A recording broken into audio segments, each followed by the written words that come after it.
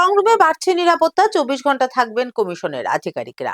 নিরাপত্তা বাড়ছে স্ট্রং রুমের সামনে এবার 24 ঘন্টা ব্যাপী থাকবেন কমিশনের আধিকারিকরা। নজরদারিতে থাকবেন রিটার্নিং অফিসার বা অ্যাসিস্ট্যান্ট রিটার্নিং অফিসার মনোনীত একজন আধিকারিক।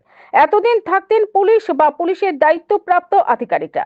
জানা গিয়েছে স্ট্রং রুমে যে ঢুকবেন তাকে সংশ্লিষ্ট ব্যক্তির অনুমতি নিয়ে তবেই ঢুকতে হবে।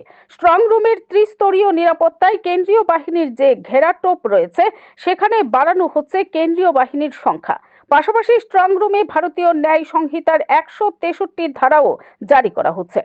স্ট্রং রুমের নিরাপত্তার জন্য এই 3 পদক্ষেপ হচ্ছে। বৃহস্পতিবার রাতে প্রায় 4 ঘন্টা শাখাওয়াত মেমোরিয়াল স্কুলের গণনা কেন্দ্রের স্ট্রং রুমে ছিলেন মুখ্যমন্ত্রী মমতা বন্দ্যোপাধ্যায়।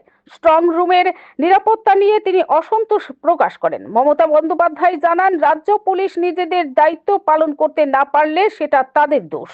পুলিশ এখন আর তার হাতে নেই। তারপরেই তিনি অভিযোগ করেন পোস্টাল ব্যালট এদিক ওদিক করা হচ্ছে। অন্যদিকে ক্ষুদিরাম অনুশীলন কেন্দ্রের স্ট্রং রুমের ভিতরে সন্দেহজনক গতিবিধির অভিযোগ তুলে তৃণমূলের 2 প্রার্থী ও এজেন্টরা বৃহস্পতিবার সন্ধ্যায় ক্ষুদিরাম অনুশীলন কেন্দ্রের গেটের বাইরে অবস্থানে বসেন।